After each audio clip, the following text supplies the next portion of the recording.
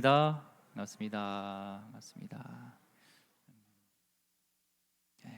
어떻게 날씨가 더운데 잘 지내고 계시나요? 예, 얼굴을 보면 얼굴은 그래도 즐거움이 있으신 것 같습니다. 오늘은 뜻하지 않은 고난 앞에 대처하는 신앙인의 자세라는 제목으로 하나님 말씀 같이 나누도록 하겠습니다. 소리를 좀 모니터든 좀 쳐주시면 감사하겠습니다.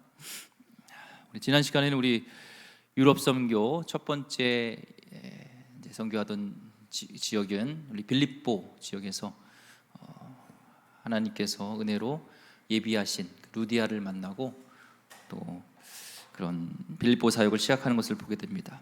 또 말씀과 기도로 준비되었던 이 바울과 실라 팀은 또 영적인 그런 앞에 걸림돌이었던 귀신 들린 여인의 방해에서 하나님의 영광을 드러나고 그들 귀신을 쫓음으로 인하여서 하나님의 그런 일들을 하는 것을 보게 됐죠. 근데 그런 일들을 한 후에 예견치 않은 일들이 이제 전개되는 것을 보게 됩니다. 하루 종일 이렇게 산발하고 귀신 들려서 전만치는, 그러니까 내 인생은 없고 귀신에 의해서 움직이는 그런 인생을 사는 여인에게 이제 그 어둠의 영을 쫓아내 줬으니 얼마나 이 여인에게는 기쁨이 있으시겠습니까? 그렇죠? 한 영혼이 바뀌는 거잖아요. 근데 그 여종의 주인들, 그러니까 주인들이라고 그랬죠. 여러 주인들은 그 여인이 뭐 어떻게 되든 새 생명을 얻든 어떻게 되든 상관없어요. 돈만 벌어주면 됐는데 이제 귀신이 떠나고 점을 못 치니까, 돈 못 벌어주니까 이제 해코지를 바울과 실라 팀에게 하려고 합니다. 오늘 보니까 바울과 실라에게 달려들어가지고 그를 끄집어내서 빌립보 관리들, 지금으로 따지면은 검찰, 경찰에게 넘기는 거죠. 빌립보 관리에게 넘깁니다. 20절, 21절 말씀 한번 보겠습니다. 상관틀 앞에 데리고 가서 말하되 이 사람들이 유대인인데 우리 성을 심히 요란하게 하여 로마 사람인 우리가 받지도 못하고 행하지도 못할 풍속을 전한다 하거늘. 유대인들은 격렬한 어떤 폭동이 몇 번 있었습니다. 로마에서도 그렇고 잘 다루기 어려운 민족이었어요. 그러니까 로마 정부에서도 요주 인물로, 요주 민족으로 이렇게 낙인 찍혀 있는 거죠. 그러니까 유대인들이 이렇게 모이면 위험한 거 모르겠습니까? 그래서 유대인들이 모이면 폭동이 일으킬 수 있습니다. 쟤네들 위험한 인물입니다. 그리고 더더욱 귀신을 쫓아내고 미신을 타파한 것에서, 우상을 타파한 것에서 자신들의 그런 풍속을, 자신들의 어떤 그런 것들을 받지도 못하는 그런 다른 풍속을 가르친다, 이렇게 얘기를 합니다. 사실은 자기네들의 수입원이 끊겨가지고 고발하는 거라 그런 얘기를 안 하고 감추는 거예요. 어떤 자기네 욕심과 두려움, 탐욕에 사로잡힌 사람들과 또 두려움에 사로잡힌 자가 이렇게 딱 만나는 순간이죠. 세상 사람들은요, 이 바울과 실라를 음해하는 걸 통해서 이런 심리가 있어요.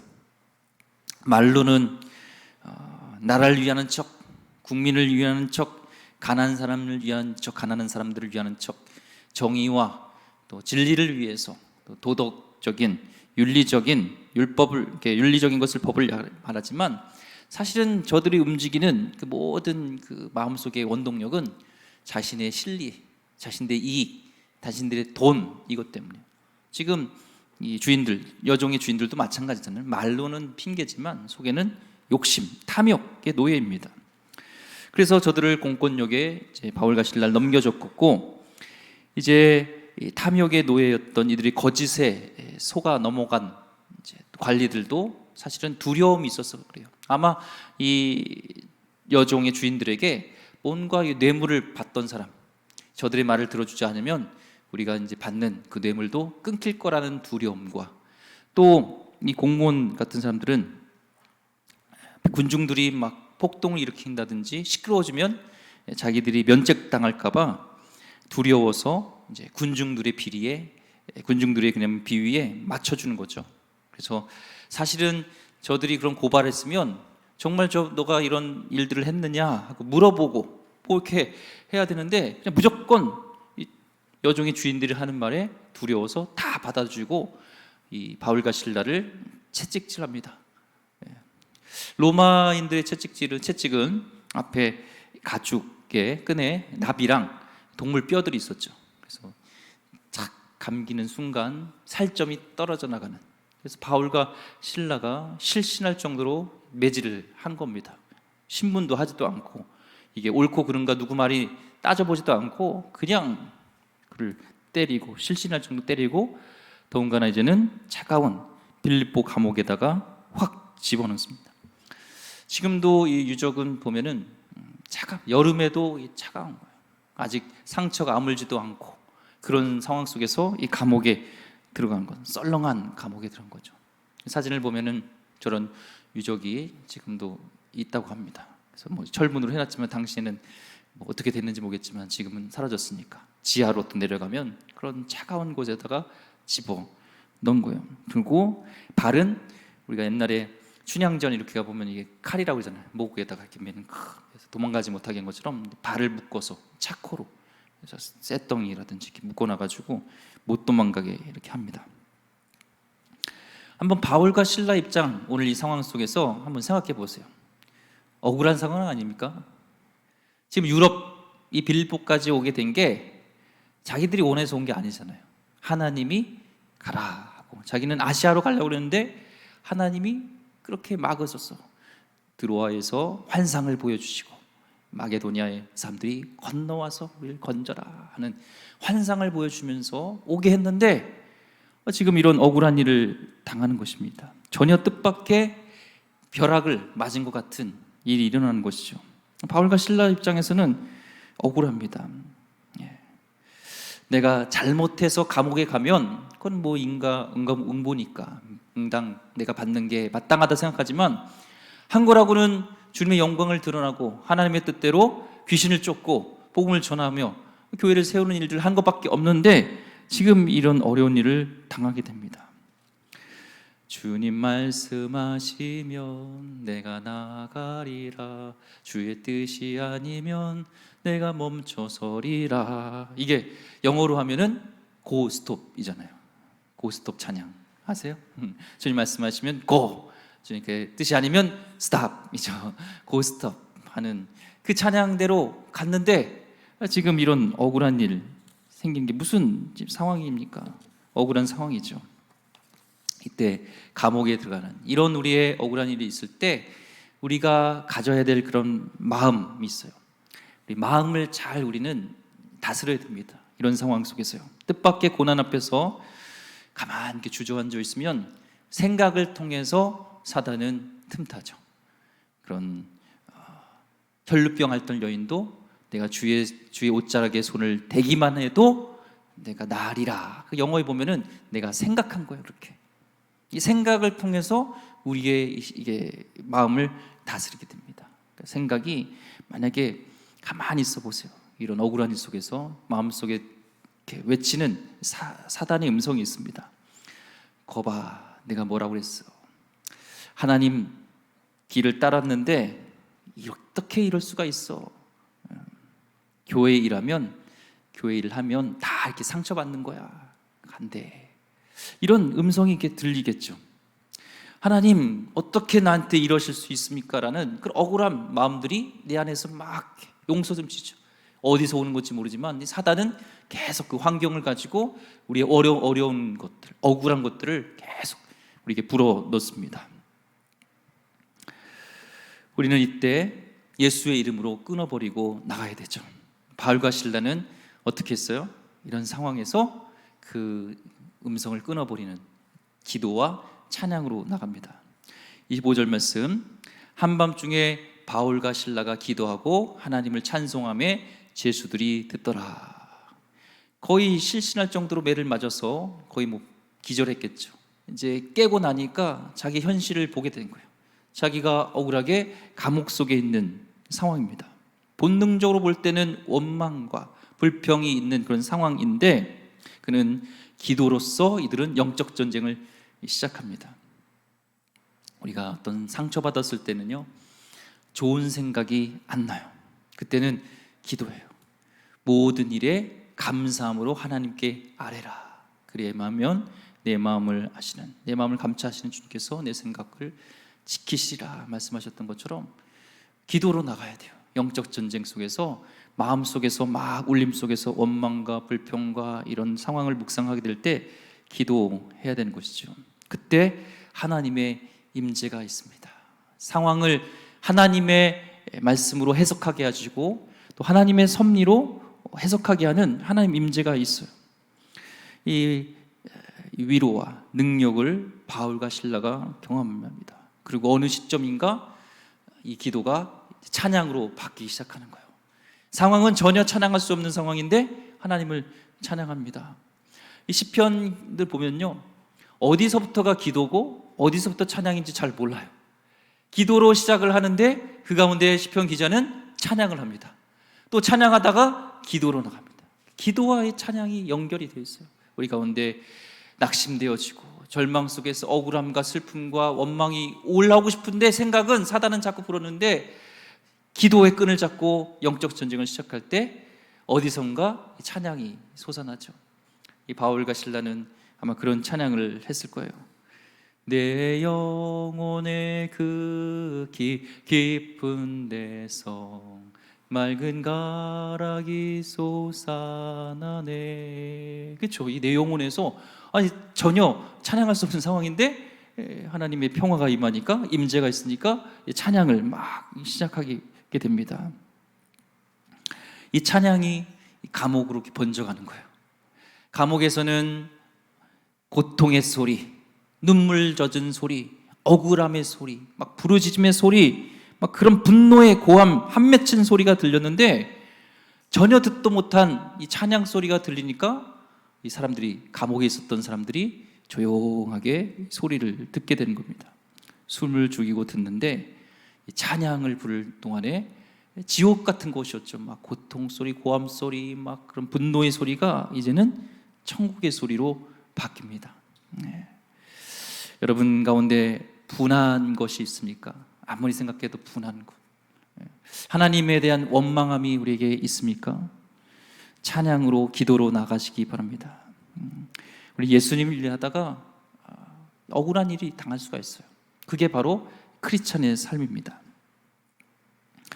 근데 우리는 잘 나갈 때는요, 찬양을 잘 못 불러요. 지금은 아멘 하시지만 잘 나갈 때 찬양을 잘 못 부릅니다. 잘 나갈 때는 무슨 노래 부르는 줄 알아요? 유행가 불러요. 유행가로 막 와 신난다 막 부릅니다. 인생의 고난의 밤이 와야 찬양이 나옵니다.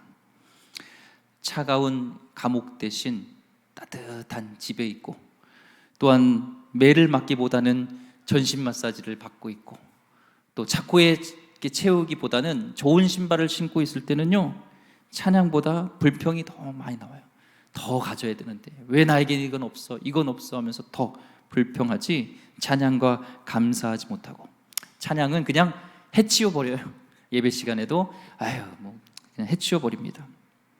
그런데 바울과 실라처럼 억울한 일을 당할 때, 시험에 떨어질 때, 좌천되어질 때, 덜컥 병이 들었을 때, 사랑하는 사람과 헤어졌을 때, 우리 그때 하나님을 애잔하게 바라보면서 진심 어린 기도와 내 영혼의 찬양이 이렇게 흘러나오게 되죠.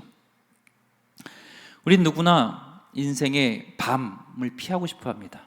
이런 바울과 실라처럼 이런 일을 피하고 싶죠. 인생의 밤을. 근데 하나님은 이 인생 속에서 낮과 밤을 만들어 놓으셨어요. 이 계절에도요, 낮이 있고, 우리 이 자연계에도요, 낮이 있고 밤이 분명히 있습니다. 낮만 있으면요, 햇빛만 찌면은 사막화돼요. 다 사막 변해서 말라서 죽어요. 밤을 통하여서 그것에서 이슬이 내리고 하나님의 어떤 역사가 밤에 일어나는 거예요. 우리가 모르는 그 밤에 하나님의 역사는 일어나는 것처럼, 우리도 본능적으로 인생의 밤은 싫지만 하나님은 분명히 우리 인생에 또한 낮과 밤을 반드시 만들어 놓으셨어요.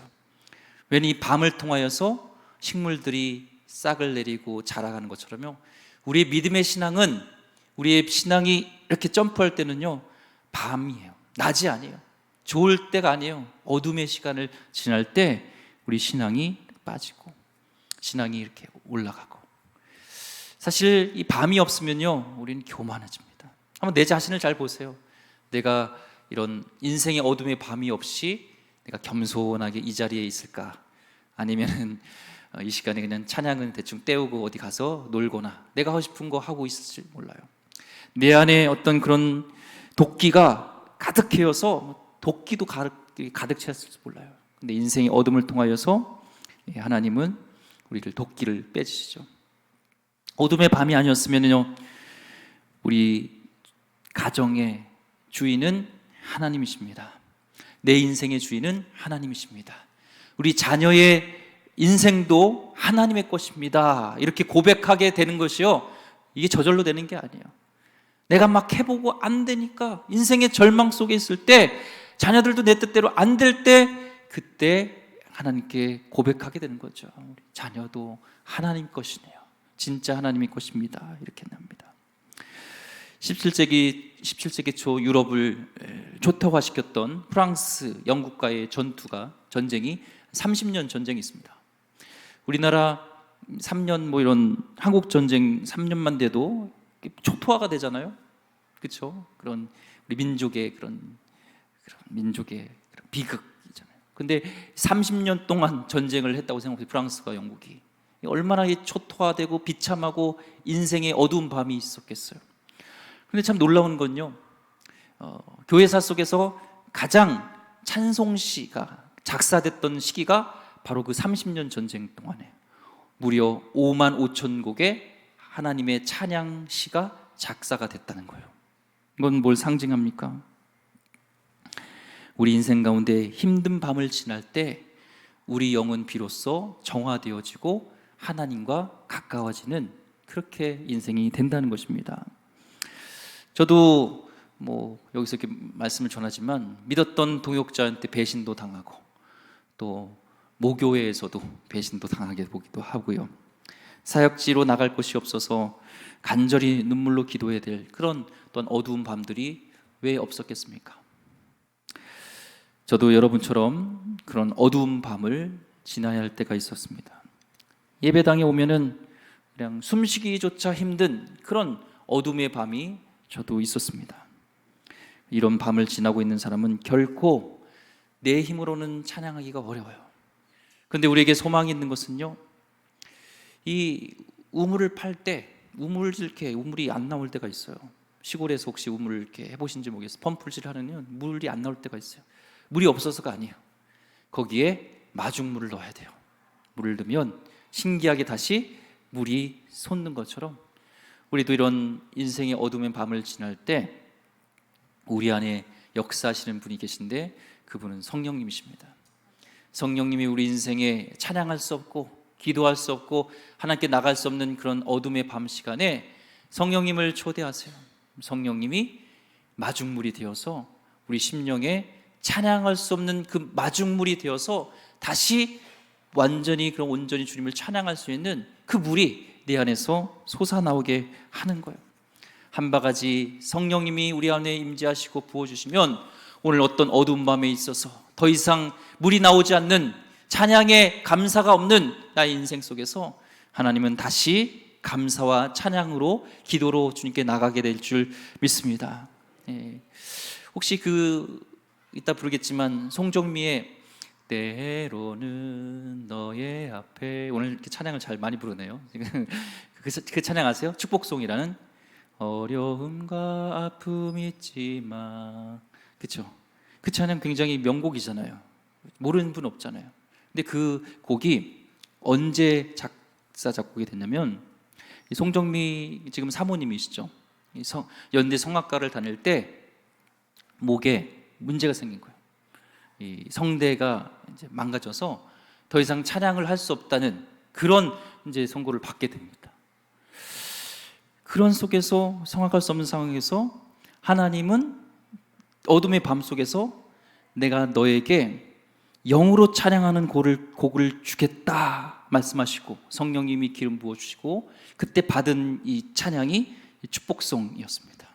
찬양을 부르면서 다시 목소리가 회복되어지고 지금 얼마나 아름다운 목소리로 주님의 성령 죄송합니다. 이렇게 아름답게 부르시잖아요. 우리도 배신당하고 건강을 잃고 시험이 떨어지고 앞김이 닫혀버리고 이때 내 힘으로는 찬양할 수 없습니다. 그걸 고백해야 돼요. 하지만 주님이 부어주시는 성령님이 한 줌의 한 바가지에 우물물의 마중물이 될 때 내 안에서 올라오는 샘솟는 은혜의 찬양이 있을 줄 믿습니다. 찬양을 부르기 시작하면 되는 거예요. 다시 내가 기도할 수 있게 하면 우리는 다시 힘을 얻게 되는 거예요. 그것이 문제입니다. 절망은 올 수 있어요. 어려움을 올 수 있어요. 그런데 그 가운데 찬양할 수 없고 기도할 수 없으면 그게 진짜 절망이지만 성령이 이 시간에 함께 하셔서 그 절망 속에서 우리가 찬양할 수 있고 기도할 수 있으면 하나님은 그 모든 것을 바꿔주실 줄 믿습니다. 인생이 힘들고 어려울 때 그때가 찬양하고 기도할 때입니다. 이 기도와 찬송 가운데요 기적이 일어납니다. 바울과 실라가 기도와 찬양할 때 어떤 일이 생기죠? 26절 보겠습니다. 이에 갑자기 큰 지진이 나서 옥토가 움직이고 문이 곧 다 열리며 모든 사람의 매인 것이 다 벗어진지라. 지진이 일어나고 옥토가 열리고 문이 다 열리고 매였던 차코라지 이런 것들이 다 벗겨졌습니다. 근데 오늘 이 말씀을 보면 바울과 실라는 그 감옥에서 이 감옥에서 내가 벗어나게 해달라고 기도하지 않았어요. 왜 그걸 알 수 있을까요? 안 도망가잖아요. 도망가지 않았습니다.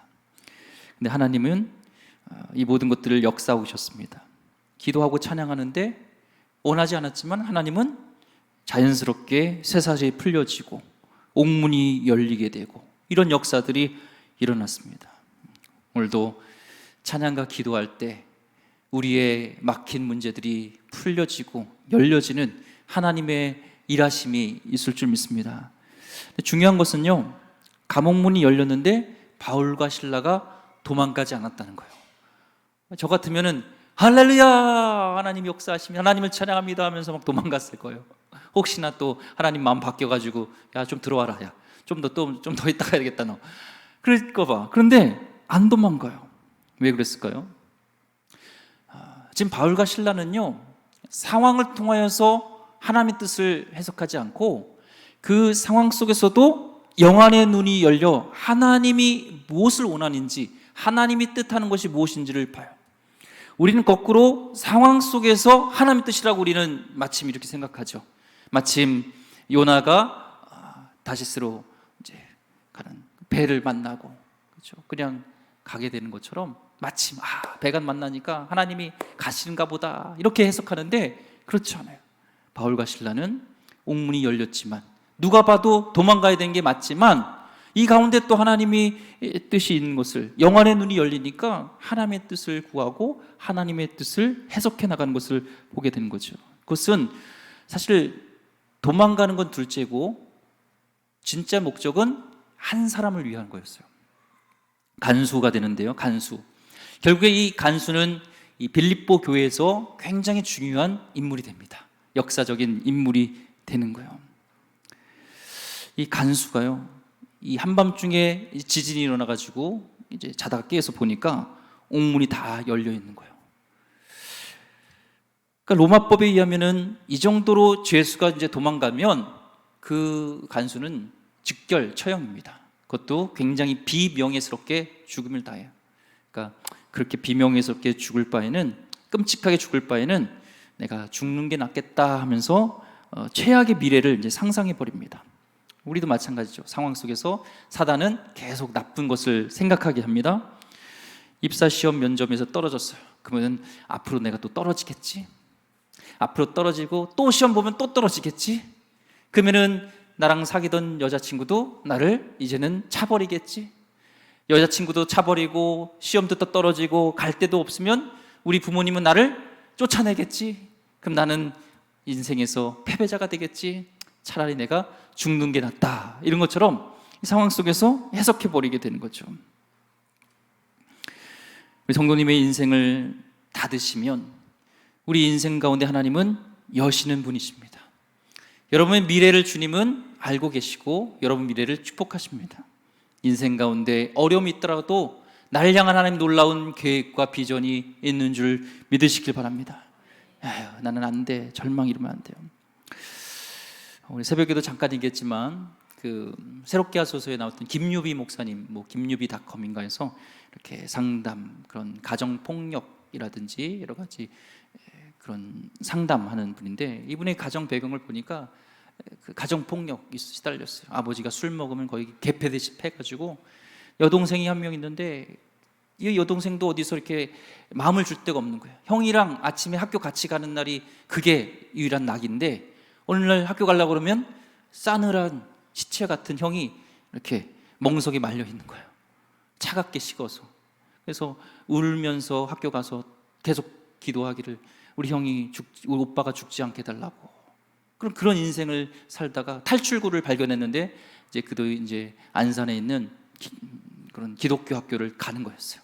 그래서 열심히 공부해가지고, 목적이 그거였어요. 집안 탈출 가가지고 탈출했는데, 다들 보니까 아이들이, 기독교 집안 애들이, 거기가 공부 잘하는 애들이 오는 거예요. 기독교적인 배경 속에서 부모님들이 잘 신앙으로 가르쳐주고 또 잘 양육해주고 잘 이렇게 후원해줬던, 그러니까 주말이 되면 다 집으로 가는데 이분은 집에 가기 싫은 거예요. 갈 데도 없어. 기숙사에 다 전기도 끊고 막 갈 데가 없는 거죠. 밥도 먹을 데가 없고, 자기는 울고 껌껌한 밤에서 혼자 있다가 이제 주일이 지나고 돌아오면은 자기는 갔다 온 척하고, 야간 자율학습 시간에도 먹을 게 없어서 그냥 소각장에서 밤 울다가 들어가고, 그게 인생이었어요. 결국에는 너무나 그 화가 치밀어 올라서 이제 자기가 마지막으로 내가 인생은 죽어야겠다, 삶의 이유가 없다 하면서 그래도 기독교 학교니까 막 목사님들이 오셔서 설교하면은 다 거짓말이라고 하고 막 이렇게 생각했어요. 당신을 저주한다고 막 하나님한테 막 그러고, 자기에게 유일하게 그런 마음을 나눴던 나무한테 가서 이제 죽으려고, 목매달아 죽으려고, 아버지 한번 복수하고, 아버지 막 자기도 이성을 잃어서 아버지한테 가가지고 막 다 때려부시고 이제 감옥 나무에 가서 죽으려고 하는데, 그때 이제 하나님의 음성이 들린 거예요. 도저히 자기는 생각할 수 없는 마음에서 우러나는 그 생각, 유비야 미안하다, 조금만 더 참아라.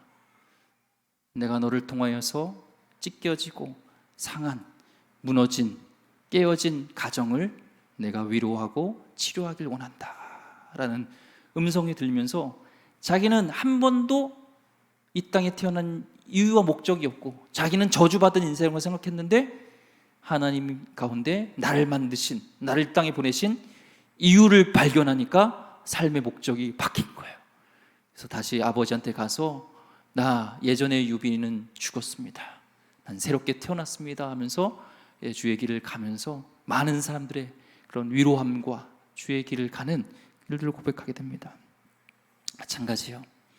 우리의 과거의 슬픔과 어려움과 고난이 있을지라도 우리는 하나님이 우리를 향한 계획과 뜻과 하나님의 분명한 목적이 있는 줄 믿습니다.